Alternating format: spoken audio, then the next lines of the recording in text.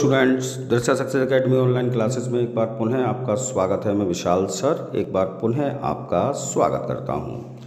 मेरे टीजीटी और पीजीटी के विद्यार्थी जो कि अंग्रेजी विषय से तैयारी कर रहे हैं, उनके लिए मैं हिस्ट्री ऑफ इंग्लिश लिटरेचर के वीडियोस दे रहा हूं।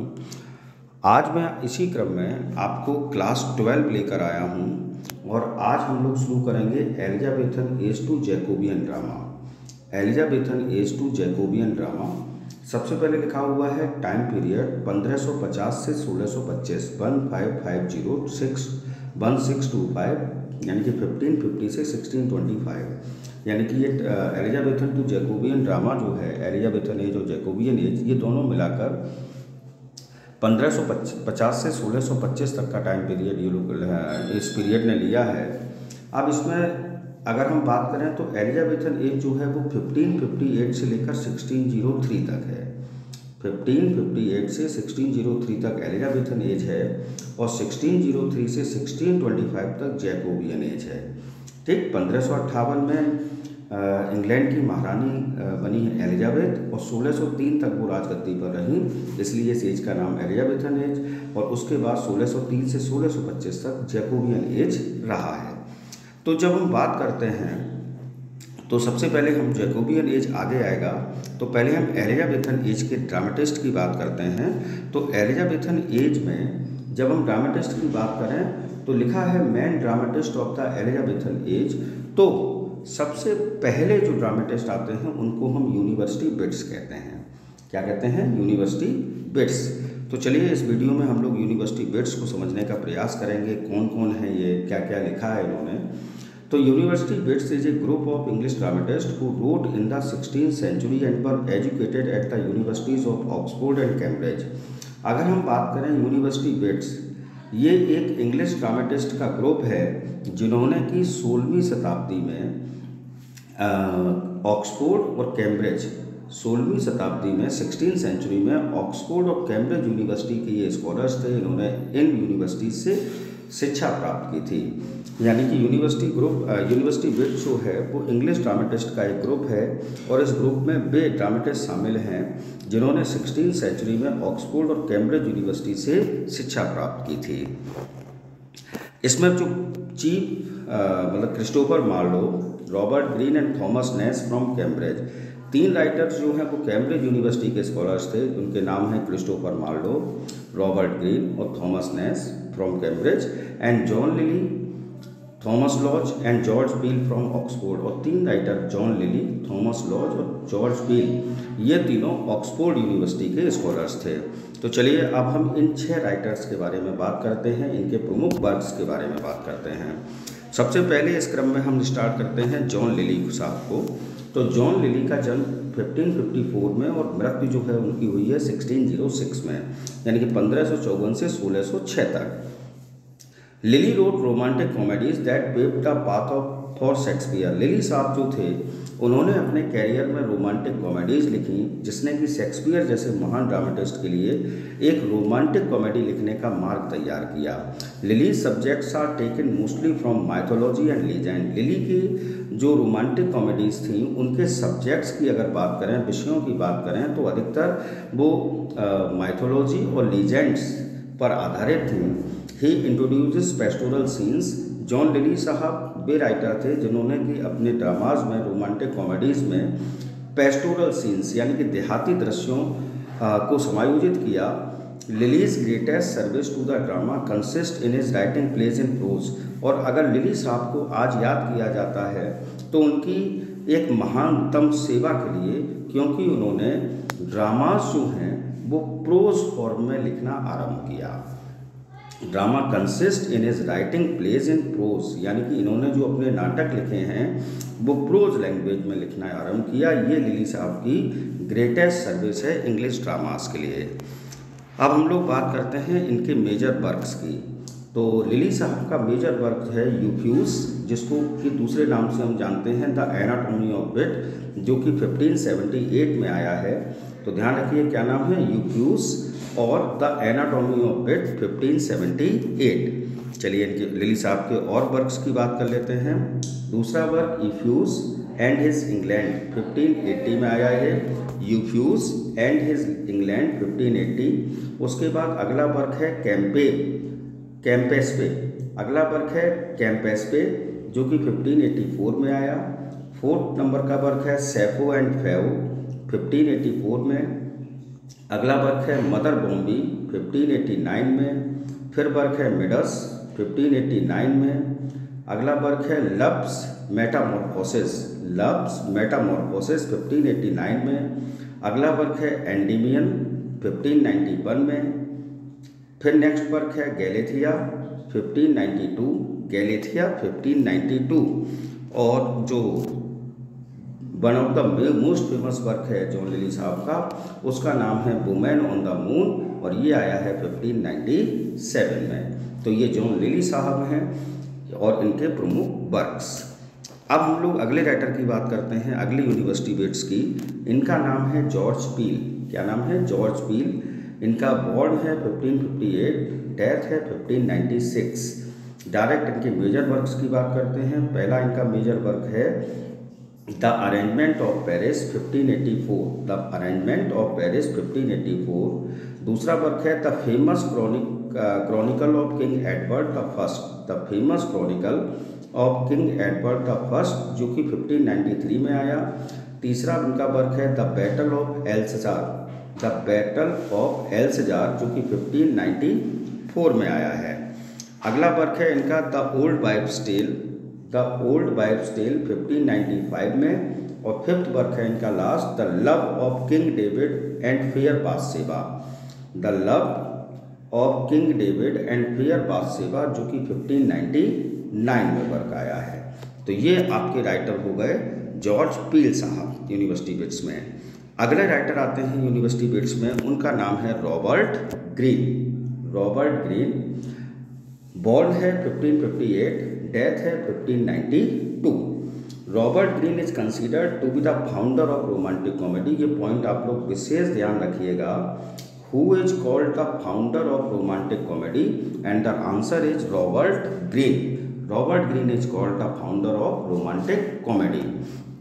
इनके मेजर वर्क्स की बात कर लेते हैं। इनके मेजर वर्क में पहला वर्क है honourable history of Friar Bungay and Friar Bacon 1594 is considered to be the one of the first romantic comedies 1594।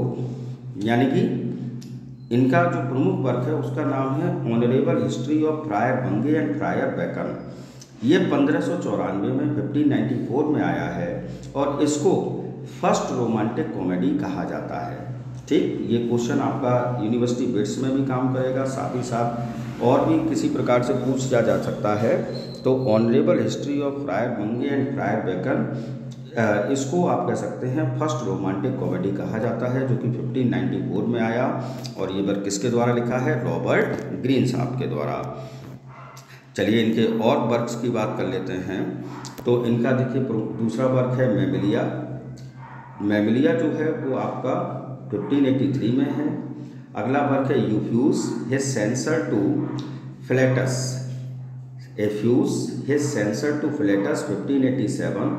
अगला वर्क है Pandosto the temp of bet 1588। अगला वर्क है the history of Orlando Furioso. The history of Orlando Furioso 1590। अगला work है a looking glass for London and England with Thomas Lodge 1590। यानी कि इन्होंने एक कोलैबोरेशन में भी प्ले लिखा है जिसका नाम है a looking glass for London and England, जो इन्होंने थॉमस लॉस साहब के जो कि दूसरे यूनिवर्सिटी बेट्स हैं उनके साथ लिखा। और ये वर्क आया है इनका 1590 में। नेक्स्ट वर्क है इनका the Scottish history of James the fourth. The Scottish history of James the fourth जो कि 1590 में आया है। The Scottish history of James the fourth 1590। और अगला वर्क है इनका फिलोमेला। अगला वर्क है फिलोमेला जो कि 1592 में आया है। तो ये रॉबर्ट ग्रीन साहब के प्रमुख वर्क हो गए आपके। चलिए अब हम लोग आगे बढ़ते हैं, नेक्स्ट राइटर को लेते हैं। उनका नाम है थॉमस लॉज साहब। अगली यूनिवर्सिटी बेट थॉमस लॉज। बॉर्न है 1557, डेथ है 1625। अब हम लोग बात करते हैं, तो जब थॉमस लॉज साहब की बात करते हैं तो थॉमस लॉज के जो प्रमुख वर्क्स हैं, जब हम उनकी बात में आ जाएं तो तो ये हैं आपके, इनका जैसे मैंने बॉर्न बताया 1557 और डेथ जो है वो है आपकी 1625। मेजर वर्क्स, पहला वर्क है इनका रोज़ालिंडे। कौन सा वर्क है? Rosalynde 1590, which provided the plot for Shakespeare's as you like it. ये पॉइंट आप लोग विशेष ध्यान रखा करिए, क्योंकि शेक्सपियर तो आपके टीजीटी और पीजीटी दोनों के सिलेबस में हैं। तो आपसे प्रश्न पूछा जा सकता है, from which play Shakespeare took the plot of as you like it. तो वो प्ले है रोज़ालिंडे और जिसको लिखा है थॉमस लॉज ने, जो कि आया था 1590 में। अगला वर्क है the bounds of civil war. अगला इनका वर्क है the bounds of civil war, जो कि 1594 में आया है। और लास्ट वर्क इनका है a treatise of the plague. A treatise of the plague, ये आया है 1603 में। तो ये हमारे यूनिवर्सिटी बेट्समैन थॉमस लॉज साहब हुए। अगला नाम है यूनिवर्सिटी बेट्समैन थॉमस नेस साहब का, जिनका बॉर्न है 1557 में, डेथ है 1601 में। तो थॉमस नेस साहब के अगर हम मेजर वर्क्स की बात करें तो पहला वर्क आता है the anatomy of absurdity. The anatomy of absurdity 1589। दूसरा वर्क आता है the almond for a parrot. The almond for a parrot 1590।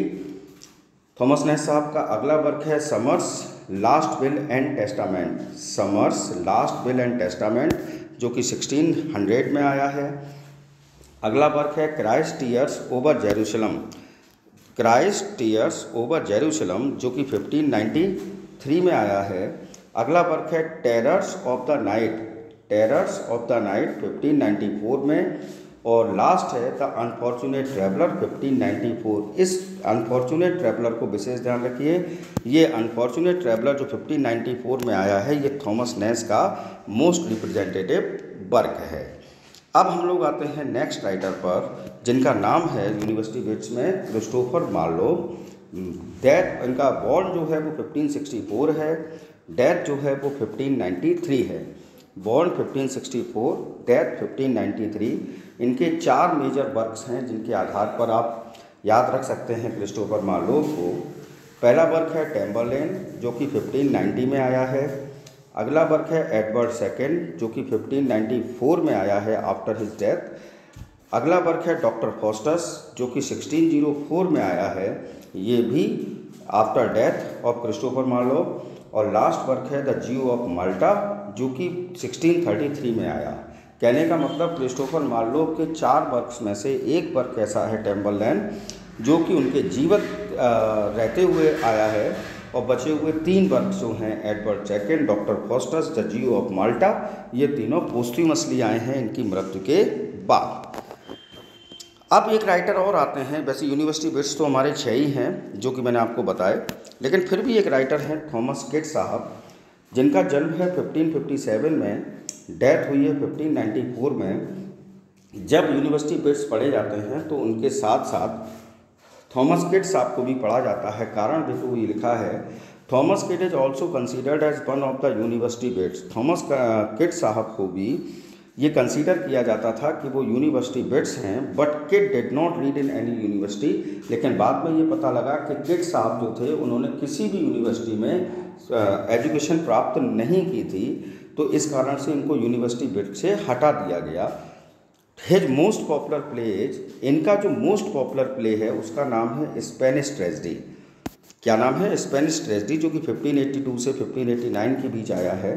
That is the base for Shakespeare's Hamlet. आपको मुख्य पॉइंट ये याद रखना है थॉमस किट साहब का कि इनका जो मोस्ट पॉपुलर प्ले है उसका नाम है स्पेनिश ट्रेजेडी, जो कि शेक्सपियर साहब ने अपना प्ले हेमलेट लिखा है। जो 4 ग्रेट ट्रेजेडीज हैं शेक्सपियर साहब की, उसमें से एक प्ले है हेमलेट। उसका प्लॉट जो है, उसकी स्टोरी जो है, वो उन्होंने स्पेनिश ट्रेजेडी से ली है, जो कि थॉमस किट के द्वारा लिखी गई। तो आज के इस वीडियो में हमने आपको हम लोगों ने पढ़े यूनिवर्सिटी बेट्स। आई होप आपको वीडियो पसंद आया होगा। यदि आपको वीडियो पसंद आया हो तो प्लीज़ लाइक, कमेंट, शेयर अवश्य करिए। और यदि अब तक आपने मेरा चैनल सब्सक्राइब नहीं किया है तो प्लीज़ सब्सक्राइब माई चैनल। अगर आपको कोई प्रॉब्लम है, कुछ पढ़ना है, तो मैं टीजीटी और पीजीटी का ऑनलाइन क्लास भी लेता हूँ। अगर आप लोग संपर्क करना चाहें तो आप लोग संपर्क कर सकते हैं। मोबाइल नंबर आपको यहाँ इसी वीडियो में जो आपका डिटेल में देता हूँ उसमें आपको मिल जाएगा। Thanks for watching. जय हिंद, जय भारत।